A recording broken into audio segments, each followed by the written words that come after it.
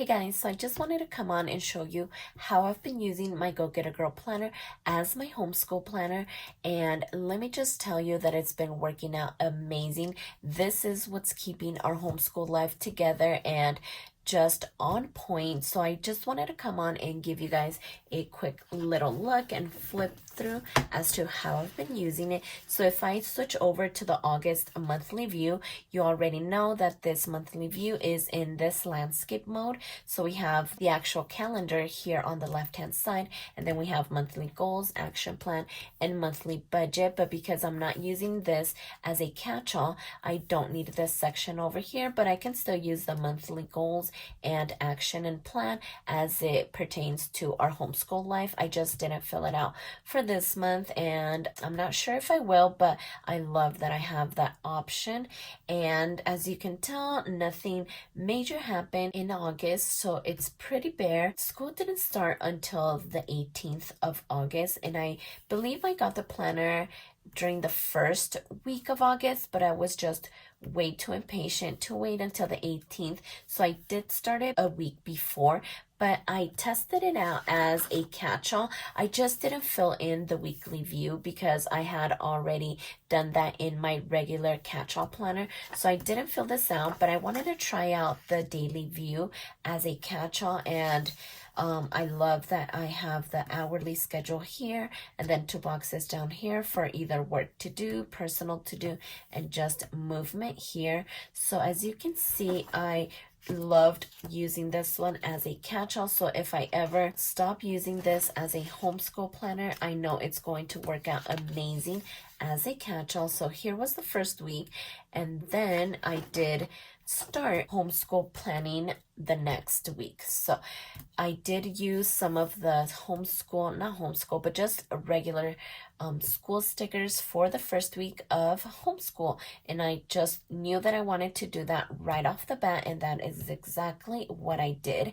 And so I just filled out really important just events or time sensitive things here in the weekly view, and then I went into the daily view.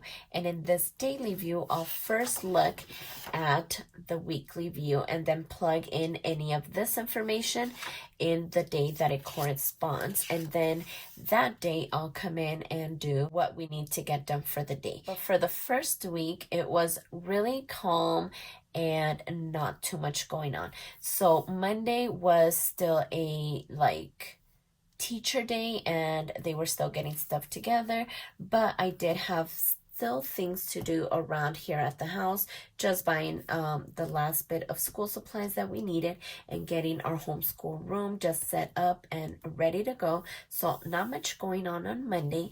And then their first day was on the 18th, so it was pretty laid back, not much to do. And actually my 6th grader wasn't able to get his login information until Thursday. So for the first 2 days, I was only working with my 3rd grader, and it was just his stuff going on, so I went ahead and put it here. And the way that I'm using these boxes down here is that I'll put my 3rd graders work here, and then my 6th graders work goes here. So the first week was pretty laid back, not much going on.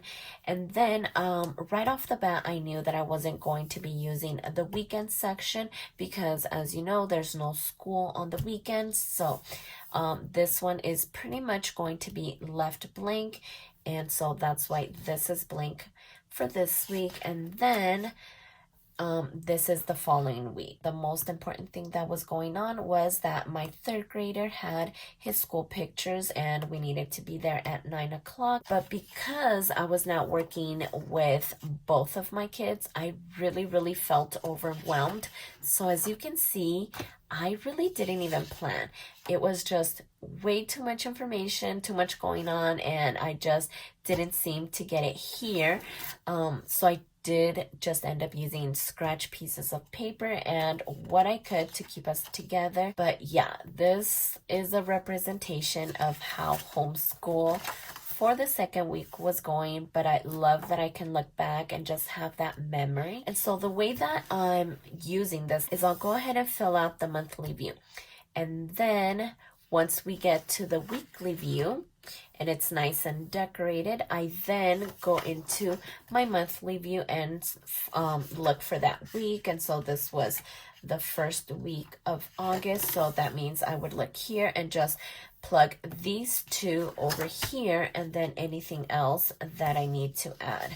So then after the weekly view is filled out, I then start plugging all of this information to the day that it corresponds, and then I'll go ahead and fill out our schedule. But on this day, they didn't have school. It was a teacher work day, so my third grader didn't have much to do. We were just working on catching up my sixth graders, so we did a little bit of work for him.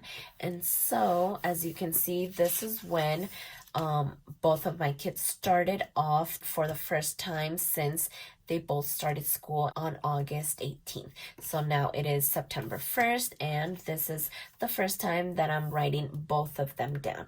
So over here on the hourly schedule, I'll go ahead and write the subject that they're working on. So like right here, it's 12, and so I know we are doing math with my third grader, but then we have the assignment down here. So for math, he had to watch a video and then do a 104 lesson and assignment as well. So eventually when we got to language arts around 3 o'clock, this is what he needed to do. And so again, this is for my sixth graders. So around 2 o'clock, we did science, and then this was what he worked on for science. And then I love this little movement section because I'm able to track that they're actually getting some outdoor time. And then as we move on to Friday, I didn't fill this out because this is actually when we went out of town.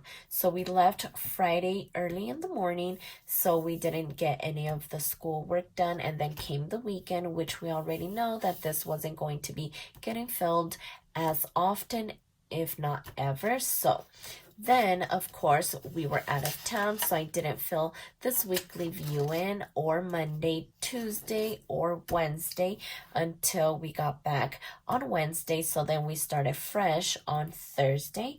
And as you can see, we had a lot going on, and I did end up using my Go Getter Girl stickers, and I really love the way that it turned out. And because we didn't do work those days, of course, we needed to catch up. So we did our regular Friday work. So I ended up using the weekend. So this is when I'm glad that I still have the weekend in case I ever need it in situations like this. So that's why this one is filled up. And again, these are the Go Getter Girl stickers, and I just thought that they looked really cute, and I'm so glad that I ended up using them. And so this one was the following week. I love the way that it looks. And then we go into the daily view, and I do not recall what happened here on Monday and why it's not filled out, but I did fill it out for Tuesday. And so that's kind of how I've been using it, and it's been working out amazing. And like I said, I've referenced this every single day, multiple times a day. So again, nothing filled out here, which is what I expect.